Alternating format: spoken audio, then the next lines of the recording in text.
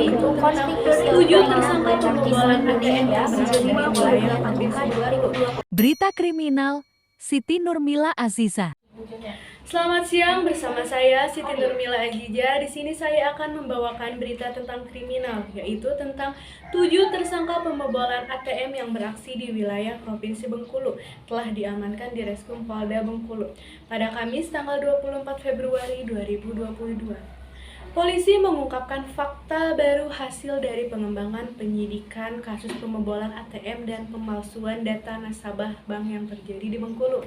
Dan hasilnya, dari deretan pelaku yang ditangkap, salah satunya merupakan mantan karyawan bank. Dan selanjutnya, diketahui Polda Bengkulu telah menahan 9 pelaku yang terlibat kasus itu di wilayah Bengkulu. Terakhir, penyidik kembali mengamankan 2 pelaku yang dijemput langsung di Provinsi Sumatera Utara. Kedua pelaku yang diamankan ini memiliki peran mencetak rekening palsu dan memberikan data nasabah yang rekeningnya akan dipalsukan. Polisi mengungkapkan fakta baru hasil dari pengembangan penyidikan kasus pembobolan ATM dan pemalsuan data nasabah bank yang terjadi di Bengkulu. Dari kedua orang ini, petugas mengamankan puluhan barang bukti mulai dari mesin cetak, cap, hingga buku rekening bank. Demikian berita kriminal hari ini. Atas perhatiannya saya ucapkan terima kasih. Berita kriminal Aura Samroh Jamilah. Bersama saya Aura Samroh Jamilah. Di sini saya akan membawakan berita tentang kriminal 9 tahun buron. 2 pembunuh mahasiswa UNEJ ini tertangkap pelaku ternyata. Pada Kamis 24 Februari 2022 pukul 22:35 waktu Indonesia Barat, Kapolres Jember AKBP Heri Purnomo menggelar konferensi pers terkait penangkapan pelaku pembunuhan mahasiswa UNEJ yang digelar di Mabes Polri Jember. Kami sempat mengalami kesulitan karena pada saat kejadian tidak ada saksi-saksi, sedangkan kendaraan korban yang saat itu dibawa pelaku juga tidak diketahui keberadaannya. Beber AKBP Heri Purnomo, ini sikap rakyat Aceh soal SE pengeras suara menang Gus Yatuk harus tahu begitu menemukan bukti baru dan penyelidikan mendeteksi keberadaan mobil milik korban. Jajarannya langsung melakukan penyelidikan. Pada akhir penyelidikan, menangkap tersangka yang melakukan pembunuhan sadis pada 2013 silam. ARH dan MR dijerat dengan pasal 340 KUHP, subsidiar pasal 339 KUHP. Diketahui Wahyu Utama, 18, yang menjadi korban pembunuhan merupakan warga desa Nangkaan, Kabupaten Bondowoso. Korban yang mahasiswa UNEJ itu adalah anak tunggal dari salah satu pejabat di lingkungan Pemkab Bondowoso. Kasus pembunuhan itu terjadi pada 26 Februari 2013. Saat itu korban ditemukan tewas dengan kondisi tubuh terbakar di salah satu bangunan yang belum jadi di Jalan M. Yamin, Kelurahan Tegal Besar, Kecamatan Kaliwates, Jember. Korban pertama kali ditemukan oleh warga sekitar saat mencari bekicot. Atas temuan itu, warga langsung melaporkan kasus tersebut ke Kapolsek Kaliwates, ujar AKBP Heri Purnomo. Demikian berita kriminal hari ini. Kami ucapkan terima kasih. Berita entertainment Karma Karatul Syed.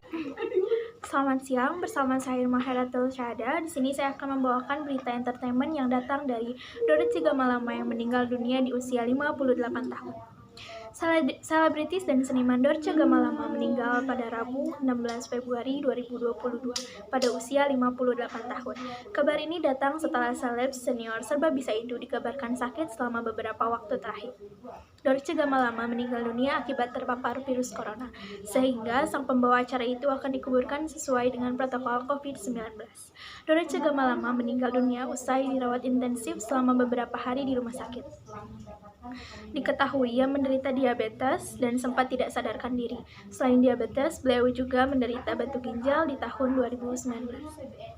Menurut keponakan Dorce yang bernama Mimi, Dorce Gamalama sudah sering bolak-balik rumah sakit sejak pertengahan 2020 hingga puasa 2021. Saat dirawat di rumah sakit, Dorce Gamalama sempat membuat video yang ditujukan kepada Ketua Umum PDI Perjuangan yaitu Megawati Soekarno Putri. Dalam video itu, Dorce mengaku butuh bantuan untuk biaya perawatan. Keluarga Dorce pun membenarkan adanya video tersebut. Mereka juga mengungkapkan bahwa biaya pengobatan Dorce selama ini telah ditanggung pemerintah melalui Badan Usaha Milik Negara atau BUMN. Sehingga Dorce mendapatkan perawatan di RS Pusat Pertamina hingga ia menghembuskan nafas terakhirnya. Dorce Gamalama terlahir dengan nama Dedi Yuliardi Asadi tanggal 21 Juli 1963. Ia merupakan suatu komedian yang mengawali karirnya sebagai pelawak dengan berpura-pura menjadi perempuan. Ia tampil dengan nama panggung Dorce Asadi, yakni pemberian dari Mirna, pemimpin kelompok tari waria Fantastic Doll. Guna mendukung penampilannya di atas panggung, Dorce melakukan operasi ganti kelamin di Surabaya pada tahun 1983. Ia kemudian lebih dikenal dengan nama Dorce Gamalama yang terinspirasi dari Gunung Gamalama di Pulau Ternate, Kepulauan Maluku. Semenjak itu namanya semakin dikenal di dunia hiburan.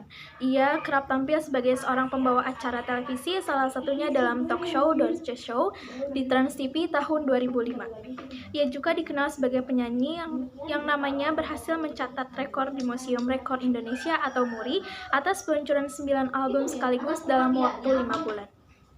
Sekian berita dari saya, atas perhatiannya saya ucapkan terima kasih. Berita olahraga, Feni Purnama Dewi. Selamat siang, bersama saya Fani Purnama Dewi. Di sini saya akan membawakan berita olahraga, yaitu konflik Rusia-Ukraina, bulu tangkis Indonesia mundur dari Polandia terbuka 2022. Tim bulu tangkis Indonesia memilih untuk mundur dari Polandia terbuka 2022. Keputusan diambil lantaran Indonesia tidak ingin terjadi hal-hal buruk karena terkait dengan konflik antara Rusia dan Ukraina. Pembatalan tampil di Polandia terbuka 2022 diambil setelah mendapatkan rekomendasi dari Duta Besar Republik Indonesia untuk Polandia, Anita Lutulina.